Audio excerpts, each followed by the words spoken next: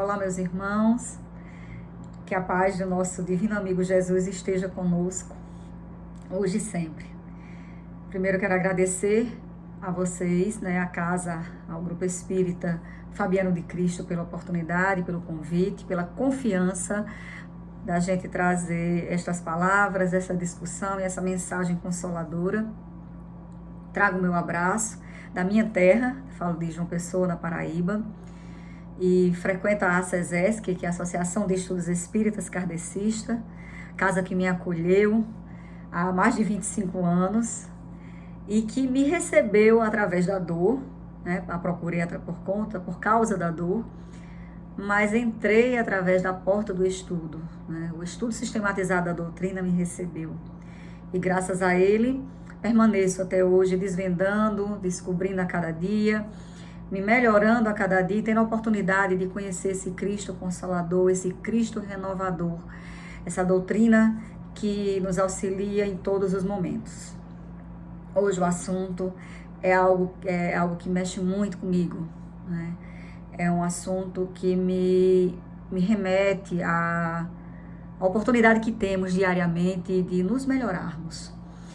Quando a gente procura uma casa espírita ou qualquer outra orientação religiosa, qualquer outra casa religiosa que seja, geralmente a procuramos, infelizmente, em momentos de angústia, em momentos de desespero, em momentos em que achamos que estamos sendo abandonados por Deus, ou muitas vezes a procuramos, as instituições religiosas como meio de encontrarmos a nossa fé. A casa espírita, ela tem esse papel, como outras igrejas, de reconduzir, de nos conduzir, de nos auxiliar.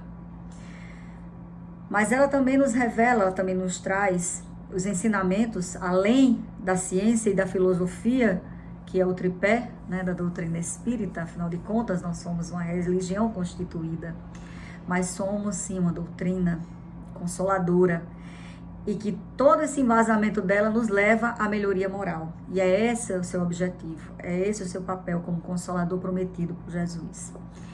E a gente, quando chega na casa, muitas vezes desacreditado da nossa própria condição, a gente que vem de filosofias muitas vezes em que traz um Deus punitivo, um Deus de castigo, a gente chega a começar a conhecer a casa espírita, a doutrina espírita, começa a fazer parte do movimento espírita e a gente não entende, às vezes a gente acha que não tem nem condições de estar naquele ambiente, ou não tem merecimento de estar naquele ambiente.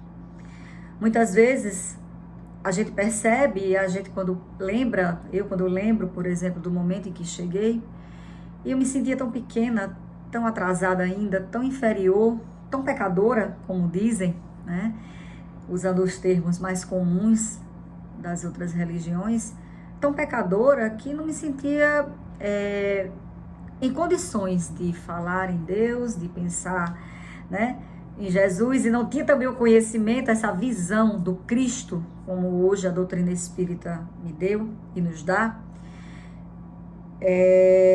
Achava que eu não tinha condições. Era difícil até de rezar, até de orar. Por toda aquela carga, por me enxergar como muito pequena, muito inferior. E com o conhecimento, com as lições, com as palestras, com as aulas do ESD, e com os tratamentos espirituais, e com a oportunidade da gente trocar as experiências na casa, participar dos congressos, e principalmente naquilo que a doutrina espírita nos deixa de mais contundente, principalmente aqui no Brasil, que são as obras, as vastas obras espíritas que nós temos. Além dos 5 livros que a gente chama de Pentateuco Kardeciano, que são aquelas 5 obras, que a gente se baseia, da Revista Espírita, do que é o Espiritismo, também escrito por Kardec, obras póstumas, a gente tem mais de 400 obras psicografadas por Chico. Além de tantos outros médiuns que nos trouxeram e nos trazem até hoje mensagens do além, mensagens dos nossos irmãos espirituais e mensagens de cunho científico, mensagens de cunho filosófico, mensagens de cunho moral. E quando a gente começa a ter acesso a essas mensagens, a gente começa a desvendar e a gente entender esse Cristo maravilhoso. Esse Cristo que não está... Primeiro a gente aprender a gente aprende a dissociar o Cristo da imagem de Deus, de nosso Pai, de nosso Criador. A gente já começa a ter essa visão diferenciada do Cristo. Dele como uma criatura, como nós. Porém, anos-luz em evolução. Enxergamos ele, como ele nos dizia, né? Como o caminho, a verdade e a vida, como o exemplo que temos aqui, o nosso modelo e guia aqui na Terra. A gente começa a ver e a sentir o Jesus como nosso amigo, como nosso amparo, como coordenador da Terra, como aquele que está aqui desde os tempos em que a Terra ainda era uma bola de fogo e que estava passando pelo momento de resfriação. Assim a gente estuda na Gênese. E a gente descobrindo e desvendando esse Cristo maravilhoso, esse Cristo amigo, esse Cristo fiel que está ali conosco, basta abrirmos o seu evangelho e que temos em cada palavra, em cada exemplo, em cada ensinamento, uma palavra de bondade, um caminho para a gente seguir. E a gente começa a olhar o Cristo aí de forma diferenciada. A doutrina espírita nos dá essa condição de olhar esse Jesus, esse Cristo como realmente um consolador. Não como um representante punitivo. A gente começa a entender as suas parábolas, os seus ensinamentos com outra visão. A visão esclarecedora, a visão que os Espíritos nos trouxeram, sem aquele véu, sem aquele peso dos dogmas, né, de outras religiões. A gente começa a entender ele com a filosofia diferente do porquê. E a gente entende o porquê ele está aqui. A gente entende o porquê do momento que ele passou, de apenas 3 anos de missão, né? Escrita para nós e trazida historicamente. Mas ele teve uma vida longa, ele teve uma existência, tem um porquê do seu nascimento, tudo não vai só simbólico, tudo tem um porquê, tudo tinha um pra quê. E o Cristo, nesses 3 anos em que ele passou em missão, com aqueles a quem ele ajuntou perto dele, para seguir naquele caminho, para serem os divulgadores, ele sempre fez questão de frisar em muitos momentos, em muitas passagens, que ele não estava aqui pelos sãos. Ele estava aqui pelos doentes.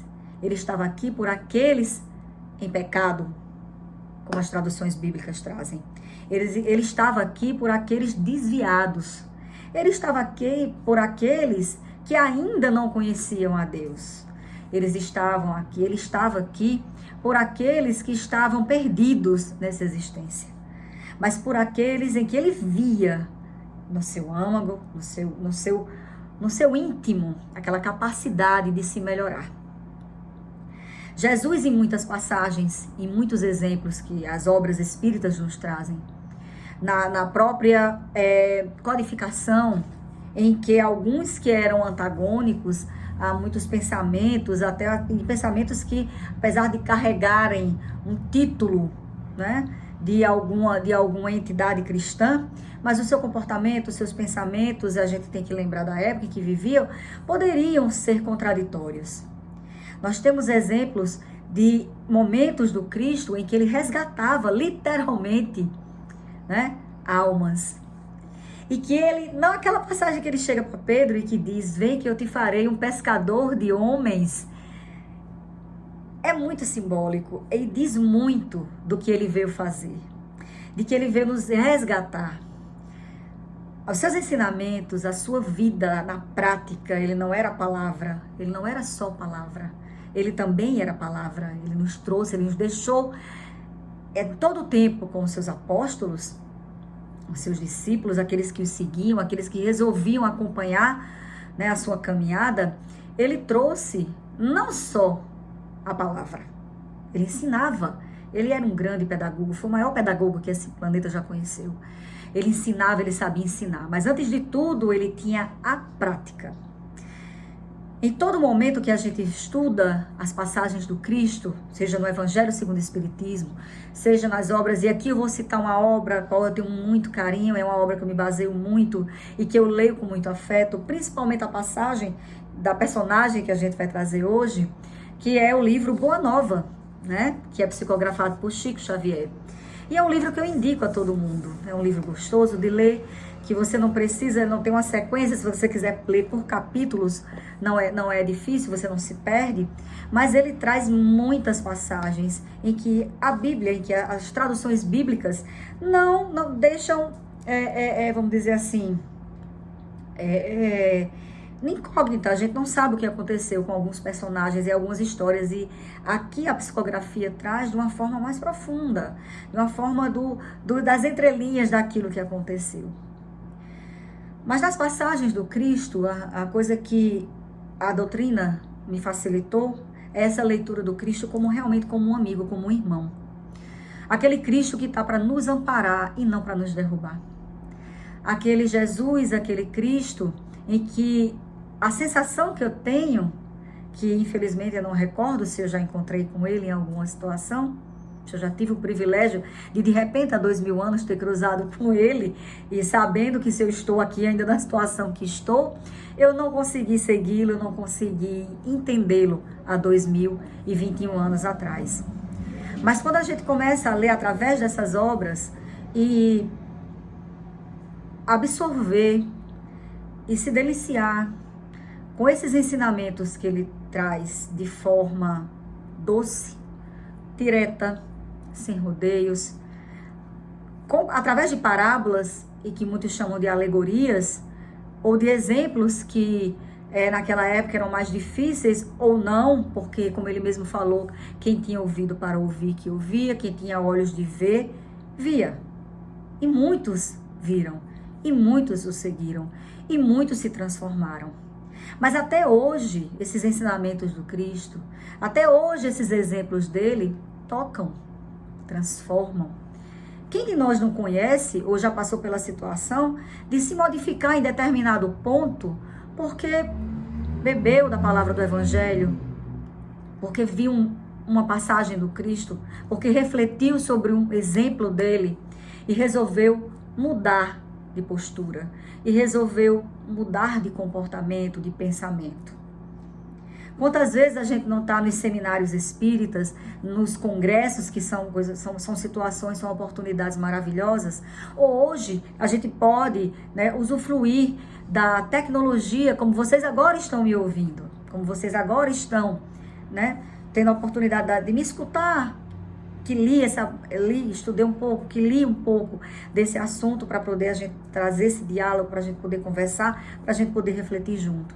Quem agora não está ouvindo e que talvez com essa história que eu trago, da forma que eu vou narrar, não pense, poxa, se Maria de Magdala, na situação que ela era, que ela se encontrava, que ela vivia, conseguiu se transformar, eu também consigo. A gente pode não conseguir dar um salto muito grande, mas a gente tem que entender, e a doutrina espírita também nos ajuda nisso, que a gente vai ter outras oportunidades. Mas a doutrina também nos orienta que o momento da gente mudar, da gente se melhorar, da gente se transformar, é agora. É o agora. A gente não deve deixar para amanhã. A gente não deve deixar para depois. A gente não sabe o nosso tempo aqui. A gente aprende que estar aqui é uma oportunidade divina, é uma oportunidade que muitos espíritos almejam e que a gente não pode perder pela queda. E que a gente tem que se agarrar a ela com unhas e dentes. A gente tem que se agarrar a ela de toda forma, com toda oportunidade. A gente está passando, a Terra está passando, o planeta está passando por um momento muito conturbado, materialmente falando. A gente está vivendo um verdadeiro flagelo da humanidade. A gente está vivendo um momento pandêmico. Historicamente, a gente está vivendo um momento de transição muito delicado, no qual a gente está sendo chamado à transformação urgente.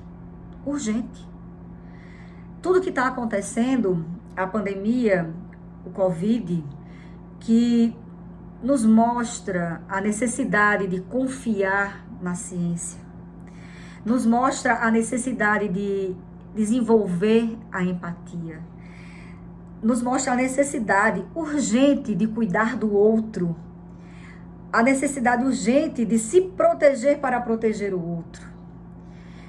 Esse momento que a gente está vivendo e que mostra que a família ela é essencial, de que ter um amigo é muito bom e que a gente se afastar dele, ter que se afastar por uma necessidade do distanciamento, que é o que a ciência hoje nos mostra, e a doutrina espírita, como uma doutrina que tem a sua base científica, que é por uma parte, ciência, e que foi codificada, que foi trazida por um grande cientista como Kardec, a gente não pode simplesmente cegar ou dar as costas ou dizer que não acredita na ciência.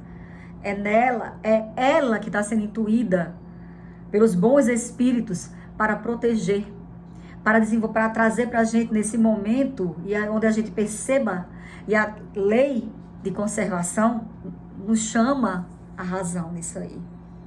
Não é? A gente está passando por esse momento em que a lei de destruição nos explica o que estamos passando, em que todas as obras espíritas nos dão esse norte.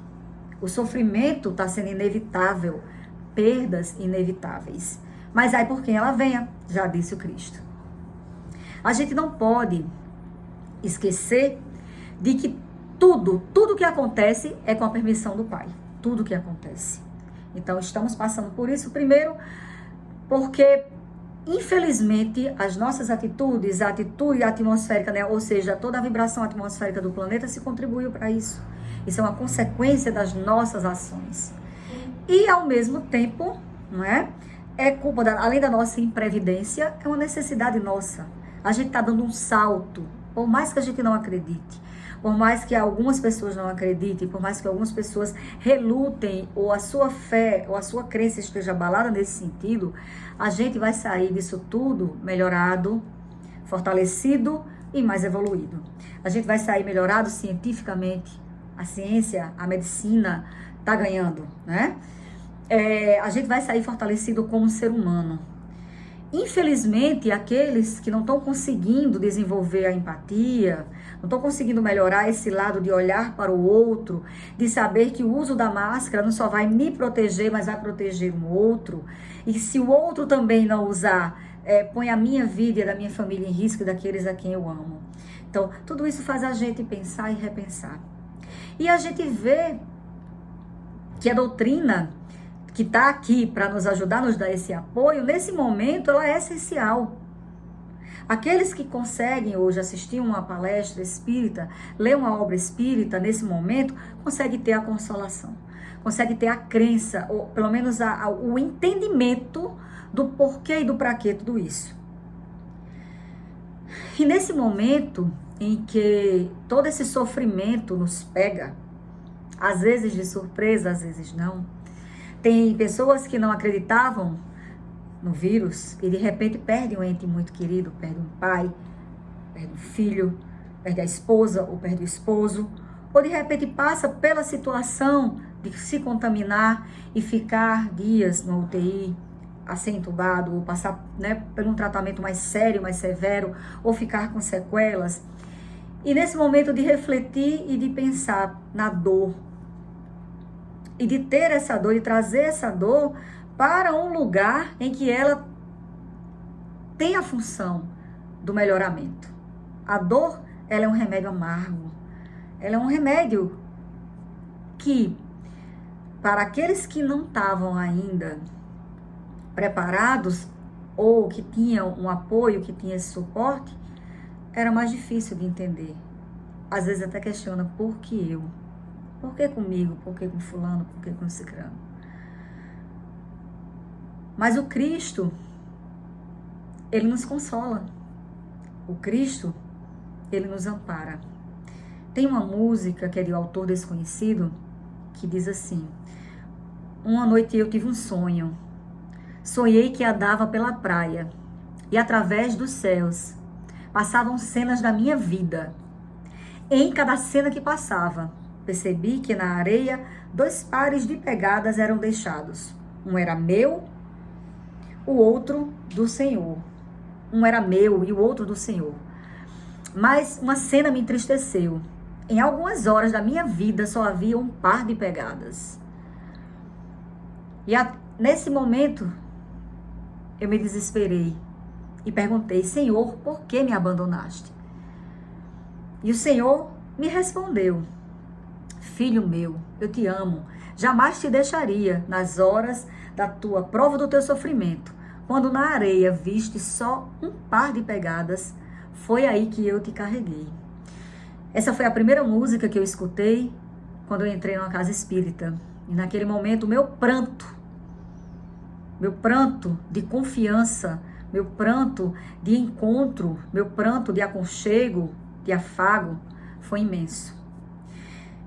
Há mais ou menos 27 anos eu escutei uma palestra, e a palestrante falou do exemplo dessa grande mulher, Maria de Magdala. Que nesse livro que eu mostrei para vocês, Boa Nova, o capítulo 20 traz a história dela. Humberto de Campos narra de uma forma poética, de uma forma linda, muito simples, de uma linguagem muito direta, a passagem em que uma noite antes, em que Maria de Magdala, onde teve aquele jantar e aquela festa, em que ela chega na casa, né, do líder lá, em que Jesus estava a ceiar, e que ela entra enlouquecida e vai até o Cristo e lava os seus pés e o enxuga com os seus cabelos. Então, Humberto de Campos narra esse encontro de Maria um dia antes dessa noite. Maria, como todos sabem, era uma cortesã, ou a palavra de hoje, né? Era uma prostituta, uma mulher de vida não fácil. Tem gente que chama mulher de vida fácil, uma mulher de vida nada fácil. E era uma mulher bela, uma mulher que tinha enricado, que tinha tido, né, ganhado muitas posses através da sua beleza e do uso do seu corpo, né? Então, ela se prostituía e ela vendia o seu corpo. E era uma mulher muito famosa, era muito famosa em Magdala. Ela morava num palacete, ela tinha joias, ela tinha perfumes caros, ela tinha obras de arte em sua casa. Mas a história do Cristo e aquele homem, as histórias que ela já estava ouvindo, tinham a tocado. E ela tinha tido a oportunidade de ouvir o Cristo e de vê-lo passar no momento de uma palestra sua, de uma fala sua, no meio daqueles sofredores. E aquilo já tinha mexido muito com ela, muito. Ela estava inquieta e ela estava à procura, porque ela, apesar de ter tudo materialmente falando, bela, os homens aos seus pés, os homens mais poderosos na época aos seus pés, de morar numa mansão maravilhosa, de ter todo o dinheiro, todos os bens materiais possíveis, ela era vazia. Ela era uma mulher triste, ela é uma mulher que outras obras e outros textos psicografados demonstram que ela passava por momentos, e óbvio, até pela vida que ela levava, ela passava por momentos de obsessão, por momentos de péssimas, né, de influências nefastas. Então era uma mulher deprimida, hoje a gente chama de depressão, ela sofria com a depressão profunda. E nesse dia em que antecedeu esse jantar famoso, que ela entrou enlouquecida no jantar e se ajoelhou aos pés do Cristo, lavou, ungiu e secou com seus cabelos, ela teve um encontro com o Cristo. Ela esteve com ele. Ela foi até ele na casa de Simão. E mesmo tendo sido recebida pelo Cristo com muita docilidade, Pedro, foi Pedro, na casa de Pedro, que ela foi, Jesus estava, e Pedro olhava meio desconfiado e passava e via Maria conversando com Jesus e com aquele olhar desconfiado, e como depois é um momento para um outro encontro nosso, uma outra conversa, a gente sabe que depois da passagem do Cristo, depois que ele, né, desencarnou e que ele se foi, Maria não conseguiu o apoio de nenhum dos seus discípulos, ela não conseguiu acompanhar ninguém queria sua companhia, e ela seguiu só. Mas nesse encontro com Jesus, ela quando encontrou, ele já sabia que ela ia a seu encontro, e ela chega para ele de uma forma muito entregue, né? E ela já olha para ele e já fica encantada com aquela docilidade que ele a recebeu, sem críticas no olhar, sem críticas no gesto, sem crítica no falar. E ela passa para ele, eu vou me permitir falar esse texto, né? Senhor, ouvi a vossa palavra consoladora e venho ao vosso encontro. Tendes a clarividência do céu e podeis adivinhar como tenho vivido. Sou uma filha do pecado. Todos me condenam. Entretanto, mestre, observai como tenho sede do verdadeiro amor. Nesse momento, Maria de Magdala abre-se para Jesus e demonstra para ele essa vontade de se modificar. E ela diz para ele: ouvi o vosso amoroso convite ao evangelho. Desejava ser das vossas ovelhas. Mas será que Deus me aceitaria?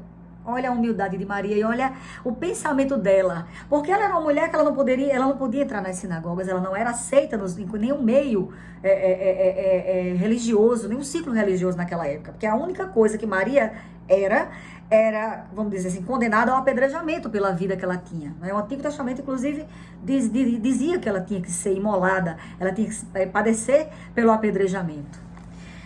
E ela sabia disso, então ela sofria por tudo isso, mas já tinha sido tocada pelo amor do Cristo, pelo exemplo do Cristo. Ela já tinha sido, vamos dizer assim, levada ao pensamento e a entender que aquilo que ela procurava não era mais nos bens materiais. Que aquilo que ela queria não tinha nada a ver com aquela vida que ela levava. Mas como se transformar? Mas como se modificar? Porque ela não se achava capaz, como a gente não se acha capaz. Como a gente muitas vezes chega na casa espírita ou qualquer outro local de oração e a gente se sente acanhado, porque no íntimo nós sabemos quem somos. No íntimo nós sabemos das nossas falhas, dos nossos equívocos, né? E a gente muitas vezes não se sente capaz nem de olhar aos céus e muito menos de pedir e de rogar a Deus.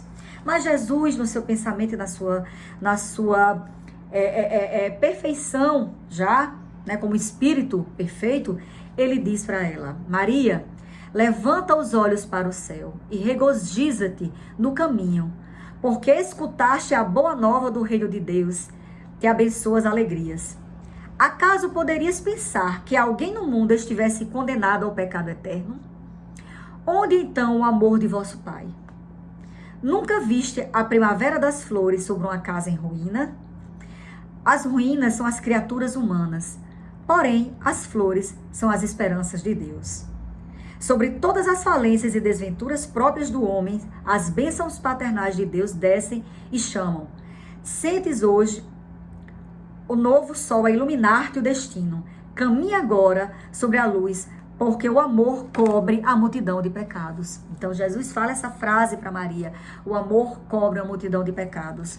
E mais na frente ele a convida e a orienta e mostra para ela que uma mulher, ela pode ter um filho, e ela como mãe, o papel de mãe, e ela se entristece porque ela diz: mestre, eu não posso mais ser mãe, eu não tenho condições. Ela teve doenças do útero, doenças na época em que ela ficou estéril, e Jesus diz para ela: qual é a mãe mais bem vista aos olhos de Deus?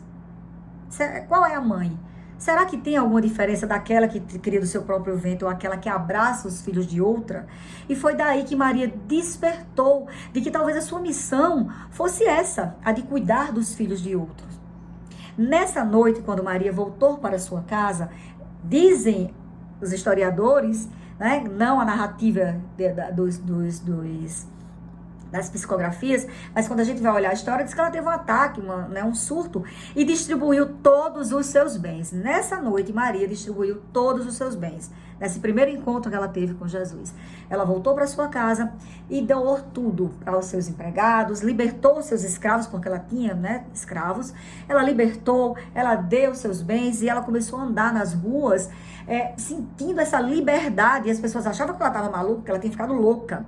E no outro dia teve aquele encontro, porque Jesus tinha, né, foi recepcionado pelo doutor da lei, e ela chegou lá para visitá-lo, entrou na reunião, agradeceu, beijou os pés, ungiu os pés do Cristo e o limpou com os seus cabelos.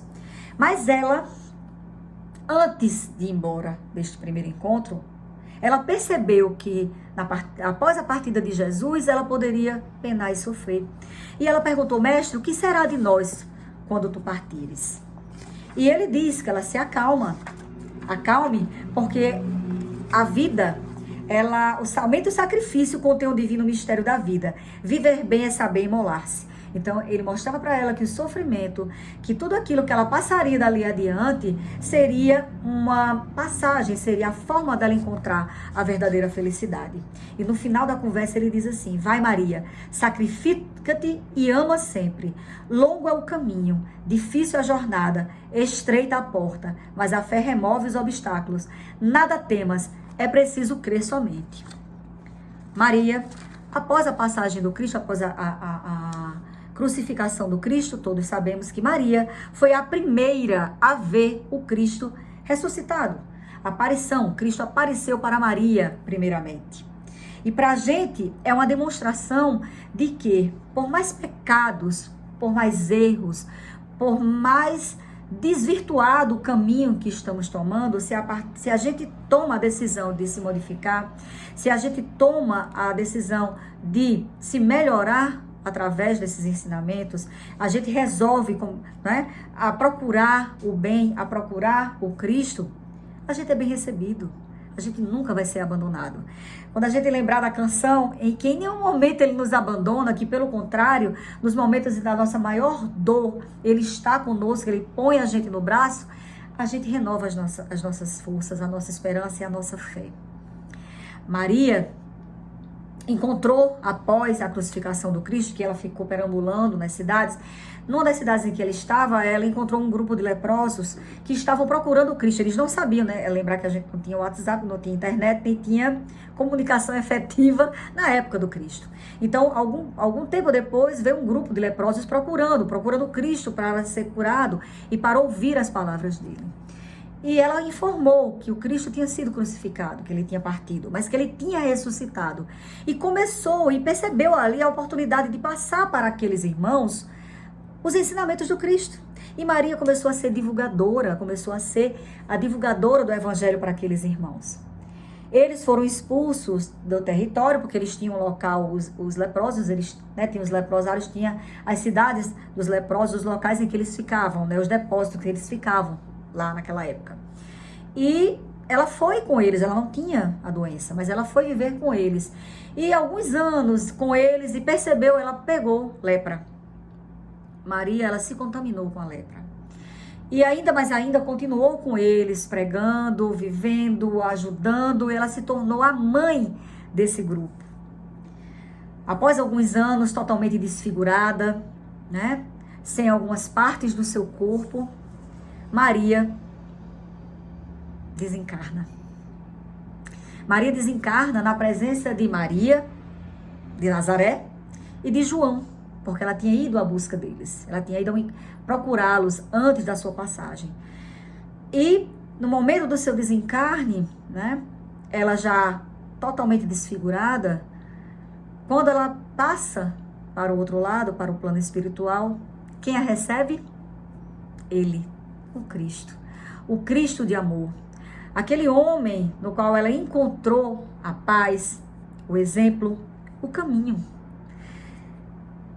E ele diz: vem, Maria, vem, que foi cumprida a tua parte.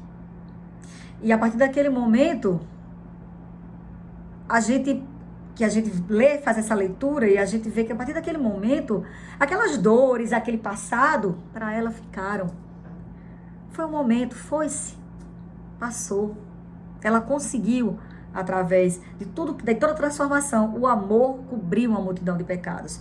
Por pior que tivesse sido a vida dela, por piores coisas que ela tenha feito, o que ela fez de bom, cobriu, passou, contornou. Esse exemplo de Maria nos renova, nos enche de esperança, nos enche de confiança, de que por mais erros que tenhamos, por mais queda que tenhamos, por mais tropeços, por mais equívocos que cometamos, a gente tem uma oportunidade diária de melhorar.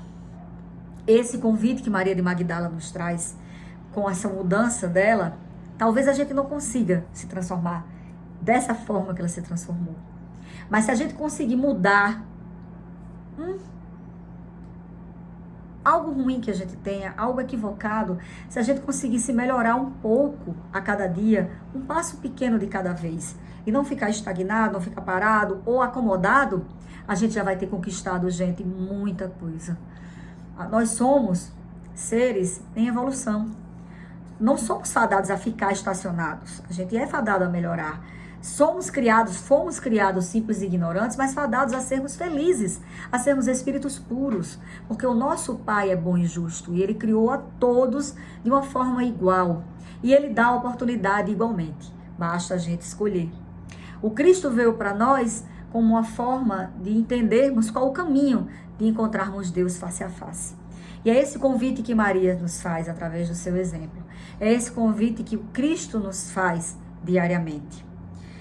Espero que a história de Maria, e que vocês busquem na Boa Nova para ler o capítulo, que é muito linda e que vale a pena, não só a história dela, mas todas as outras, e que fique essa lição de esperança, de fé, e de que o Cristo está para nós como nosso consolador, como o nosso exemplo e como o nosso amparo para agora e para o porvir. Muita paz para todos nós. Obrigada.